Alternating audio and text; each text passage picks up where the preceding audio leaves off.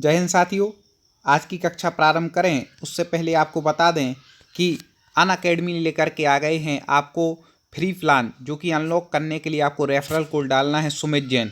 आपको बता दें इस फ्री प्लान में आपको मिलेगा 500 प्लस लाइव क्लासें, जो कि एमपी के टॉप एजुकेटर द्वारा ली जाएंगी। तो इसी के साथ साथ आप अपने डाउट्स भी क्लियर कर सकते हैं। 50 प्लस एजुकेटर इसमें स्टडी कराते हैं। डेली और वीकली आपके मॉक टेस्ट होंगे, जिसमें कि आप किसी भी एग्ज़ाम को एमपी की दे रहे हों, फ्री लाइव क्लास के साथ साथ आप जो भी एग्ज़ाम दे रहे हों, चाहे एमपी पीएससी हो, एमपी पुलिस हो, एमपी एसआई हो, एमपी जेल प्रहरी कांस्टेबल, कोई भी एग्ज़ाम हो, आपकी पूरी तैयारी यहाँ पर कराई जाएगी। और 20,000 प्लस क्विज क्वेश्चन के रूप में होंगे, जिनका आप अभ्यास कर सकते हैं सभी सब्जेक्ट के। और डेली T20 फ्री टेस्ट होता है, जिसमें 20 मिनट में 20 क्वेश्चन हल करने पड़ते हैं। तो आपको बता दें कि आपको अनअकैडमी में इस फ्री प्लान के अंतर्गत जो एमपी के टॉप एजुकेटर हैं, जो बहुत अच्छे से अध्ययन कराते हैं, वो आपको मिलेंगे। और बिल्कुल सीरीज़ बाय सीरीज़ आपको डेली लाइव क्लासों का लाभ भी मिलने वाला है। तो आप गूगल प्ले स्टोर से अनअकैडमी ऐप डाउनलोड करके आप इसका लाभ ले सकते हैं। आपको बता दें कि फ्री मॉक टेस्ट आपको मिलेंगे T20 सीरीज के, जिसकी हम जानकारी बता चुके हैं। सभी एमपी के जो प्रमुख एग्ज़ाम हैं उसकी तैयारी आपको यहाँ पर कराई जाएगी। आपको क्या करना है, डाउनलोड करना है प्ले स्टोर से अनअकैडमी ऐप, और कोड यूज करना है अनलॉक करने के लिए। फ्री ये सब कुछ मिले उसके लिए आपको सुमित जैन रेफरल कोड डालना है, जिससे आपको ये सब कुछ फ्री में मिल जाएगा। दोस्तों, स्वागत है आप सभी का। और हम लगातार चर्चा कर रहे हैं 1000 प्रश्नों की टेस्ट सीरीज पर, जिसमें लगातार प्रतिदिन बहुत ही महत्वपूर्ण प्रश्न आपके लिए लेकर के आ रहे हैं। और आप लोग बहुत अच्छे पसंद कर रहे हैं। मुझे खुशी होती दोस्तों की कमेंट देख करके, जब आप लोग बिल्कुल सही उत्तर, जो प्रश्न आपसे पूछे जाते हैं मेरे बताने से पहले, आप कमेंट में उत्तर लिख देते हैं। तो हम स्वागत कर रहे हैं पुनः आपका अपने यूट्यूब चैनल टॉप 50 स्टडी, जिसके माध्यम से आपको सिलेबस के अनुसार पूरी तैयारी इस चैनल के माध्यम से कराई जा रही है। आपको तो यूट्यूब पर जाकर के लिखना है टॉप 50 स्टडी, और आपको आपके सभी सब्जेक्ट की तैयारी सिलेबस के अनुसार मिल जाएगी। देखें, पहला प्रश्न यहाँ पर है, रामचरितमानस में समायोजित कुल कांड हैं। रामचरितमानस में कुल कितने कांड हैं? तो आपको बता दें कि रामचरितमानस में कुल 7 कांड हैं। अयोध्या कांड, बाल कांड आदि 7 कांड यहाँ पर हैं। और दूसरा महत्वपूर्ण प्रश्न जो अक्सर परीक्षाओं में पूछा जाता है, हिंदी किस अनुच्छेद के तहत राष्ट्रभाषा कहलाई? तो आपको बता दें कि हिंदी अनुच्छेद 343 के तहत क्या कहलाई?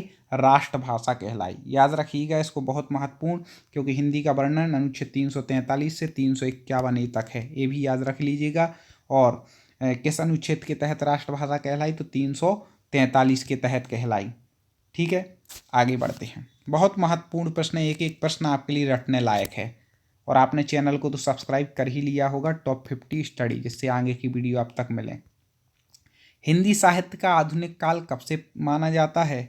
तो आपको बता दें कि हिंदी साहित्य का जो आधुनिक काल है वह 1850 से माना जाता है। ठीक है, अलग अलग विद्वानों के हैं, तो यहाँ पर जो दिए हैं ऑप्शन, उसके अनुसार 1850 से हिंदी साहित्य का आधुनिक काल माना जाता है। कई 1850 से 1900 तक भारतेंदु युग हो जाता है, फिर उसके बाद मान लेते हैं। तो इस प्रकार से यहाँ है। हिंदी भाषा को राजभाषा कब घोषित किया गया? वेरी वेरी IMP, रट लें बिल्कुल। तो आपको बता दें कि हिंदी भाषा को राजभाषा कब घोषित किया गया? तो 14 सितंबर 1949। कब किया गया? 14 सितंबर 1949। अब एक प्रश्न मैं आपसे पूछना चाहता हूँ कि हिंदी दिवस कब मनाते हैं? ठीक है, किस डेट में मनाते हैं हिंदी दिवस, ये आपको बतलाना है। हमने ये तो बतला दिया कि राजभाषा कब घोषित हुई, 14 सितंबर 1949। अब थोड़ी सी बुद्धि का प्रयोग करें और आप बताइए हिंदी दिवस कमेंट में। अगला कमेंट आप खोल के रखें, 4 ऑप्शन में से मेरे बताने से पहले आपको लिखना है, अंधेर नगरी चौपट राजा। कई बार सुनी होगी टके सिर बाजी टके सिर खाजा। तो अंधेर नगरी चौपट राजा, यहाँ पर ये पूछना चाह रहे कि नाटक लिखा किसने है? पढ़ा तो सब ने है, लेकिन अब ये बता दीजिए लिखा किसने। तो आपको बता दें, भारतेंदु हरिश्चंद्र का फेमस नाटक है। इनके नाम से, भारतेंदु जी के नाम से खुद का युग है भारतेंदु युग। इन्होंने इतना बड़ा योगदान दिया हिंदी में। ठीक है, तो भारतेंदु हरिश्चंद्र जी ने लिखा है अंधेरी नगरी चौपट राजा। पीपल पात सरिस मन डोला, इसमें कौन सा अलंकार है? तो आपको बता दें कि पीपल पात सरिस मन डोला, जैसे पीपल के पात में जैसे प्रकार से पीपल का कोई मतलब वो हो और उसमें कुछ भी रखो तो डोल जाता है पीपल के पत्ते, ऐसा वो सीधा नहीं रहता पीपल का कोई मतलब बर्तन, पात मतलब बर्तन, तो वैसे ही मन डोलता है। तो यहाँ पर उपमा की जा रही है कि मन किस प्रकार से डोला, पीपल के पात जैसे। ठीक है, आगे देखें, बहुत ही महत्वपूर्ण, संस्कृत भाषा के पहले कौन सी भाषा थी? अब संस्कृत भाषा के पहले कौन सी भाषा थी? कई लोग बोले अरे सबसे प्राचीन तो संस्कृत है। नहीं भैया, संस्कृत के भाषा के पहले भी प्राकृत भाषा थी। अभी तक आपने सुना होगा, सच्चाई यही है कि प्राकृत भाषा थी। उस समय क्या था कि प्राकृत जो थी वह बोलचाल की भाषा थी और संस्कृत जो थी वह ग्रंथों की, काव्य की भाषा थी। लेकिन प्राचीन भाषा की बात करें तो प्राकृत ही मूल रूप से प्राचीन है, सभी विद्वानों ने स्वीकार किया है। अगला देखें, उज्ज्वल का शुद्ध रूप कई बार पूछा गया है और मैंने देखा कि 80% लोग गलत करके आते हैं। कभी भी याद रखना कि उज्ज्वल में दो जा आधे हैं, उज्ज्वल है, ठीक है, दो जा जहां पर आधे हों वही उज्ज्वल। ठीक है, रट लें, मन में बसा लें, दिमाग में बैठा लें।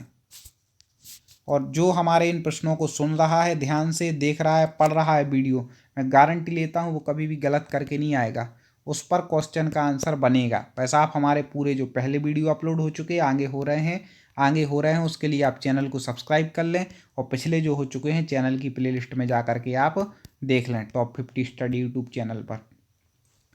अब देखें, प्रदर्शनी का शुद्ध रूप है, प्रदर्शनी, प्रदर्शनी खुद है नहीं, हाँ आपने जरूर सुना होगा प्रदर्शनी। ठीक है, प्रदर्शनी, जो ये जो रेफ होती ना, रेफ, तो जिस शब्द में लगी हो उसके पहले इसका उच्चारण होता है। जैसे यहाँ पर अपन क्या कह रहे कि कैसा उच्चारण कर रहे हैं, प्रदर्श, प्रदर्श, ऐसा कर रहे हैं ना, तो जिस पर रेफ लगी हो उसके पहले उच्चारण होता है, याद रख लीजिएगा, कई अपने आप बन जाएंगे। आगे देख लें, सत चयन का संधि विक्षित, सत चयन संधि हमने ट्रिक से पढ़ाई है तो आपको बता दें, सत प्लस चयन, यहाँ पर ता में क्या लगा है, हलंत का चिन्ह, और विसर्ग प्लस के इस तरफ जहाँ पर हलंत हो मतलब वो व्यंजन है, तो कौन सी संधि हो जाएगी, यहाँ पर व्यंजन संधि, और विच्छेद क्या होगा, सत प्लस चयन। ठीक है, आगे बढ़ते हैं। अगला जो प्रश्न है, हिंदी का स्वर्णयुग किस काल को कहा जाता है?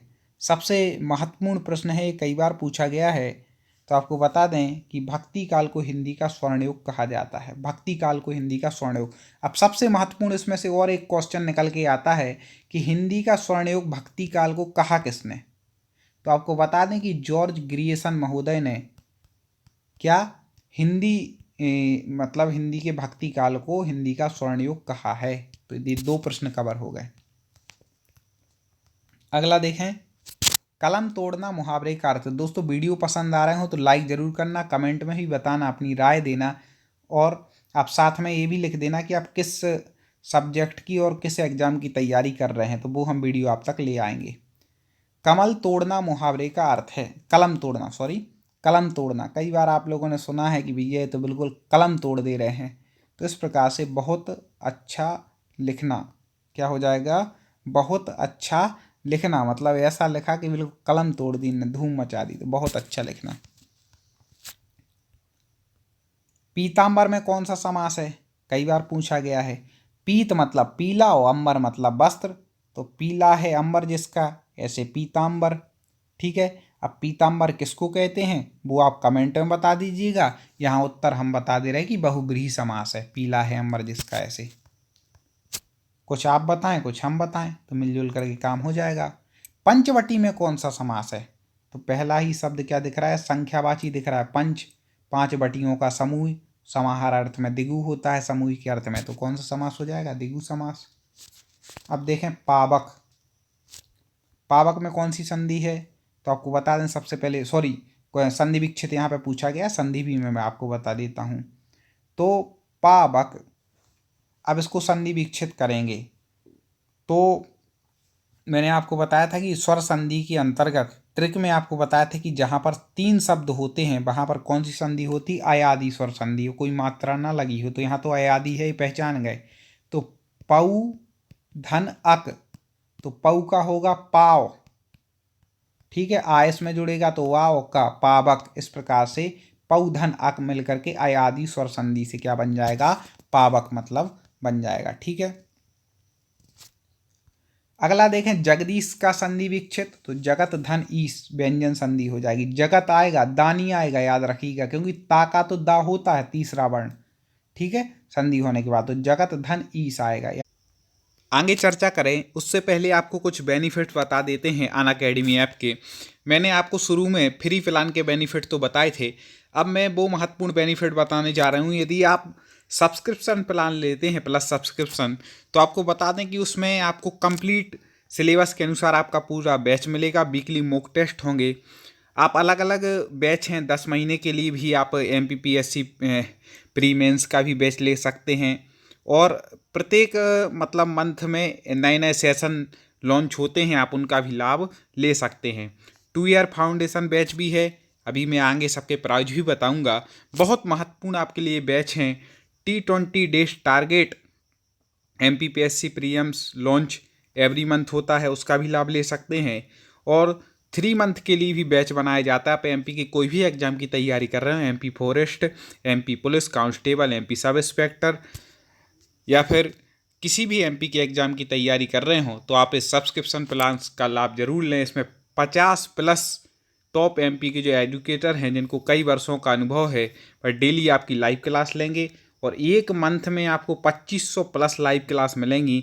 अनअकैडमी ऐप के माध्यम से डाउट क्लियरेशन सेशन होगा, हिंदी और इंग्लिश दोनों में आपको क्लासें मिलेंगी, और नोट्स भी उपलब्ध कराए जाएंगे। 20,000+ आपको MCQ क्वेश्चन इसमें मिलने वाले हैं, तो आप ज़रूर से लाभ लें। और अनअकैडमी ऐप को डाउनलोड करने के बाद आपको क्या करना है, MPPSC व्यापम चुनना है, उसके बाद प्लस पर जाना है, और प्लस पर जाने के बाद यहाँ पर आएगा गेट सब्सक्रिप्शन। तो यहाँ पर आपको जैसे ही आप क्लिक करेंगे तो आपके लिए प्लान खुल कर के सामने आ जाएंगे, जिसमें मंथ का प्लान है 1440 का, 3 मंथ का है 3600 रुपये का, 6 मंथ का है 6480 का, 12 मंथ का है 7920 का, और 24 मंथ का 11,450 रुपये का प्लान है। आप कोई भी प्लान लें, यदि आप चाहते हैं कि हमें कुछ छूट मिले, तो आपको 10% डिस्काउंट विशेष रूप से दिया जा रहा है। आपको रेफरल कोड याद रखना है, सुमित जैन, उसको जैसे ही आप डालेंगे तो आपको 10% का डिस्काउंट मिलेगा। आप फ्री लाइव क्लासेस कोर्स का आनंद ले सकते हैं, अपने डाउट क्लियर कर सकते हैं, और जिस एग्जाम की तैयारी कर रहे हैं उसको क्रैक कर सकते हैं। आगे देखते हैं, याद रखिएगा। आगे बढ़ जाते हैं। हिंदी की उत्पत्ति किस भाषा से हुई? हिंदी की उत्पत्ति किस भाषा से हुई है? जल्दी से आप कमेंट में उत्तर बता दीजिए। तो आपको बता दें कि हिंदी की उत्पत्ति सौरसेनी अपभ्रंश से हुई, क्योंकि आपको क्रम पता होगा कि जो एक क्रम आता है संस्कृत, पाली, प्राकृत, अपभ्रंश, ठीक है, अपभ्रंश के अंतर्गत सौरसेनी अपभ्रंश से फिर हिंदी आई है। तो इस प्रकार से आप उसको लगा सकते हैं। अरबी भाषा का कौन सा शब्द है? 4 शब्द दिए हैं, कौन सा इसमें से अरबी भाषा का शब्द है? जल्दी से आपको बता दें। तो आपको बता दें कि अरबी भाषा का शब्द है गुनाह। क्या है? गुनाह। याद कर लीजिए, रट लीजिए। पंचगद्दा एक संख्यावाची शब्द है। अर्थ की दृष्टि से इसके अंतर्गत आने वाले पदार्थ हैं। अब पंचगद्दा के संख्या की दृष्टि से कितने आएंगे? तो पहली आपको उसमें दिख रहा है कि क्या लिखा है, पंच, तो कितने आ जाएंगे? 5। पंच मतलब 5। आगे देखें। हाथ का मैल मुहावरे का अर्थ है। हाथ का मैल मतलब कैसी? तुच्छ वस्तु। अपन नहीं कहते तो मेरे हाथ का मैल है, बिल्कुल कोई बड़ी बात नहीं है, तो तुच्छ वस्तु। आगे देखें। साकेत के रचनाकार कौन है? एक और मैं आपको बात बता दूं, यदि आपको संस्कृत पढ़नी हो, कई बार लोगों को अच्छे ऑप्शन नहीं मिलते, आप हमारे चैनल टॉप 50 स्टडी पे जाएं, वहाँ पर पूरा मटेरियल है। संस्कृत हो गया, बाल विकास, पर्यावरण, इंग्लिश, मैथ, हर चीज़ के आपको वीडियो मिलेंगे। तो साकेत के रचनाकार आपको बतलाना है, तो बड़ी फेमस रचना है। एक प्रकार से आपको बता दें कि महाकाव्य है। साकेत क्या है? महाकाव्य है। किसकी है? मैथिली शरण गुप्त का, ठीक है, महाकाव्य है, याद रखिएगा। सरस्वती पत्रिका के संपादक, पहले भी एक बार हमारे टेस्ट सीरीज जो 1000 प्रश्नों की चल रही है उसमें आ चुका है, तो आपको बता दें महावीर प्रसाद द्विवेदी। मैंने आपको इसकी भाषा भी आपसे पूछी थी। ढिंडोरा पीटना मुहावरे का अर्थ है।